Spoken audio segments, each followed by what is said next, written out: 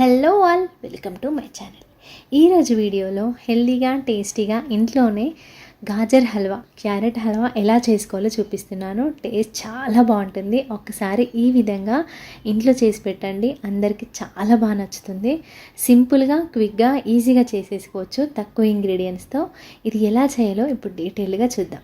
దీనికోసం ఈ వింటర్ సీజన్లో మనకి ఇలా గాజర్ హల్వా అని దొరుకుతాయి కదా.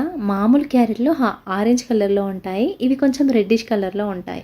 పైగా ఇందులో స్వీట్నెస్ ఎక్కువగా ఉంటుంది, వాటర్ కంటెంట్ కూడా ఎక్కువగా ఉంటుంది. నేను ఒక హాఫ్ కేజీ వరకు తీసుకున్నాను.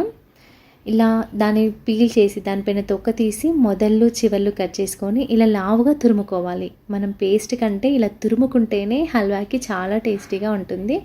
ఇలా చక్కగా తురుముకోండి. ఇది వాటర్ కంటెంట్ ఎక్కువగా ఉంటుంది, స్వీట్నెస్ కూడా ఎక్కువగా ఉంటుంది మామూలు క్యారెట్ కంటే. మీరు ఇదే ప్రాసెస్లో నార్మల్ క్యారెట్తో కూడా హల్వా చేసుకోవచ్చు, అది కూడా టేస్ట్ చాలా బాగుంటుంది.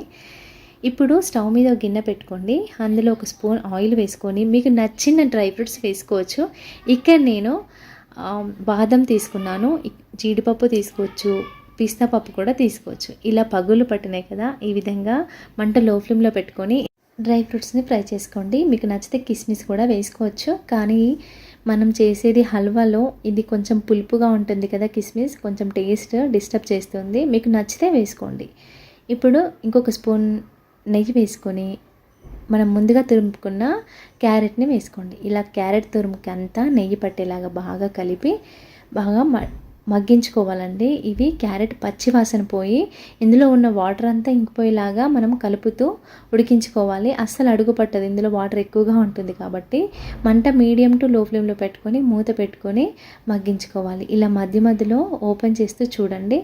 మనకి ఇలా చూస్తే వాటర్ కంటెంట్ ఎంత ఉందో కనిపిస్తుంది, చూసారా? ఇందులో చాలా వాటర్ ఉంటాయి కాబట్టి ఈజీగా కుక్ అవుతుంది. పచ్చివాసన పోయే వరకు ఇలా వాటర్ అన్ని ఇంకిపోయే వరకు మగ్గించుకోవాలి మూత పెట్టి.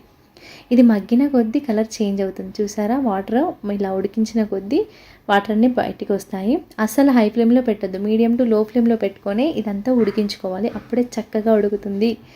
ఇప్పుడు ఇలా వాటర్ అంతా ఇంకిపోయి ఒక 20% వాటర్ ఉండే వరకు ఉడికించుకోవాలండి. ఇలా కొంచెం వాటర్ తగ్గిపోయాయి కదా, ఇదంతా దగ్గర పడింది. ఇలా 20% వాటర్ ఉన్నప్పుడు మాత్రమే ఇందులో మీ స్వీట్నెస్కి తగ్గట్టుగా మీరు ఎంత తీపి తినగలిగితే అంతవరకు వేసుకోండి. ఒకవేళ మీకు తక్కువ అనిపిస్తే మధ్యలో ఒకసారి టేస్ట్ చూసైనా వేసుకోండి. నేను ఇక్కడ ఒక 70 గ్రాముల వరకు వేసుకున్నాను. నేను ఒక హాఫ్ కేజీ కంటే ఎక్కువ తీసుకున్నాను క్యారెట్కి, దానికి ఒక 70 గ్రాముల వరకు తీసుకున్నాను, 70 గ్రామ్స్. మీ స్వీట్నెస్కి తగ్గట్టుగా మీరు షుగర్ అడ్జస్ట్ చేసుకోవచ్చు.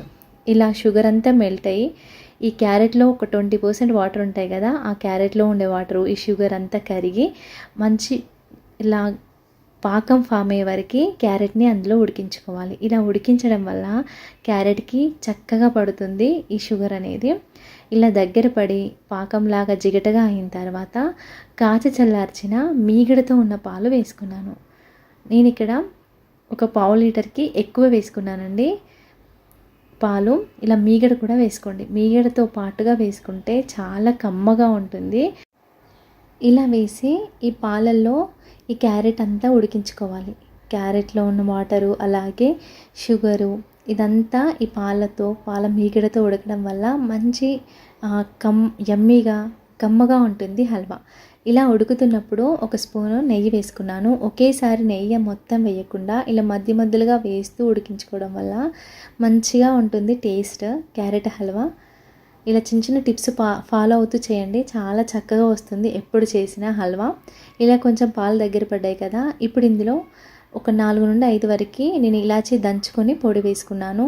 ఇలా ఇలాచీ వేసి అంతా ఒకసారి కలుపుకొని ఉడికించుకోండి ఒక 2 నిమిషాలు.